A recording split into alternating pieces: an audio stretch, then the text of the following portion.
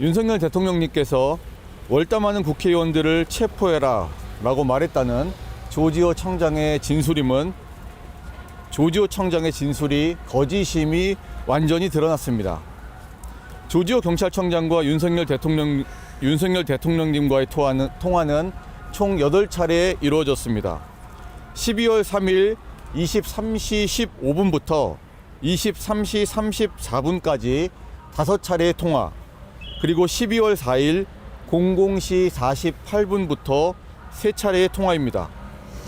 조지호 청장은 경찰 조사에서 윤 대통령님과 6차례 통화했고 6차례의 통화 모두 대통령께서 국회로 들어가려는 국회의원들을 다 체포해 라고 말했다는 취지로 진술했습니다. 그러나 조지호 청장은 비화폰 통화 내역이 밝혀진 후 진술이 바뀌게 됩니다.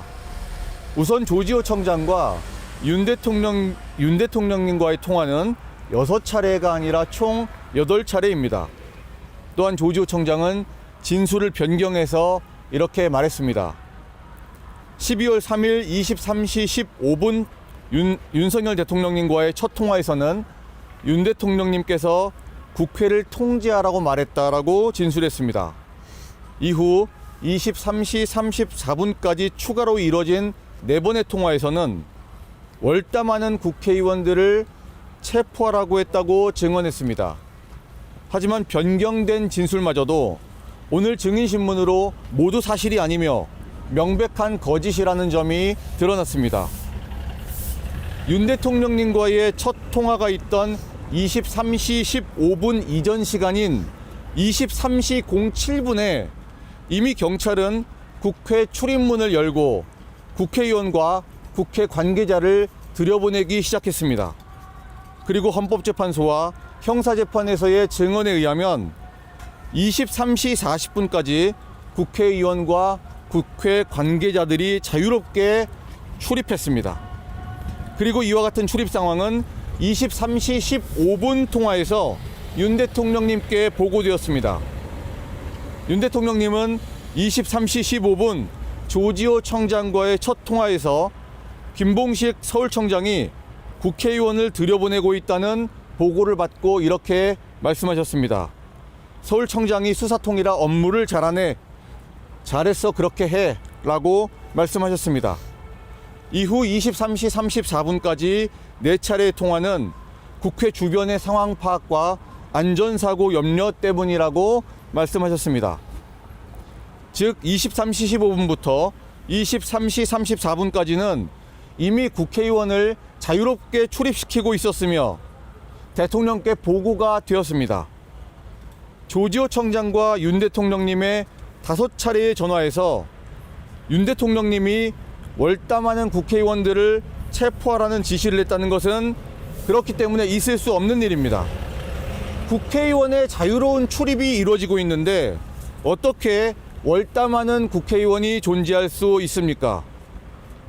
보고가 이루어졌고 현장의 객관적 상황을 미뤄볼 때 조지호 청장의 진술은 사실과 전혀 부합하지 않는 것입니다. 심지어 법정에서 주신문을 진행하던 특검조차도 그 시간대는 국회의원과 국회 관계자의 출입이 허용되는 시간이므로 월담할 필요가 없는 때인데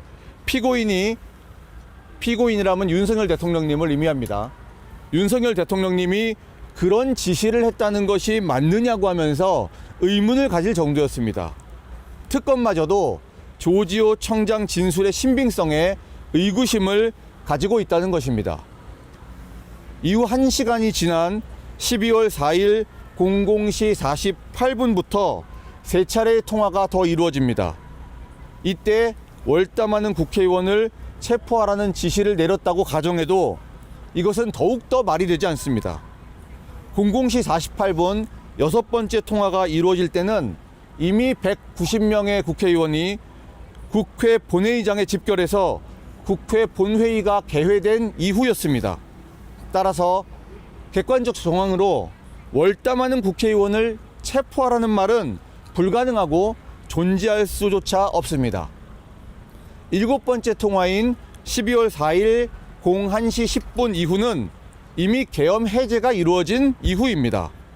12월 4일 06시 02분에 했던 8번째 통화 역시 마찬가지 계엄 해제 이후 상황입니다.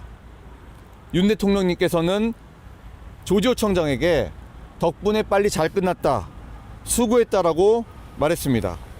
그래서 또한 국회의원을 체포하라는 이야기가 나올 수가 없는 것입니다.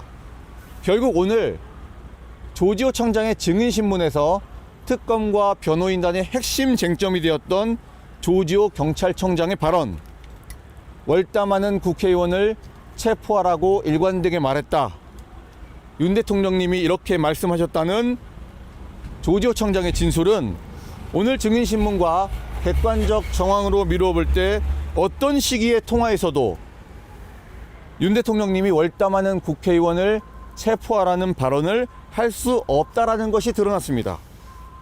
그래서 오늘 핵심 쟁점에서 조지호 청장의 거짓 진술이 드러난 이상 본 내란 재판은 윤석열 대통령님의 헌법상 권한으로 비상계엄을 선포한 것이며, 이 비상계엄은 결코 내란죄에 해당하는 폭동이 될 수 없다는 점이 명백하게 드러났다고 하겠습니다.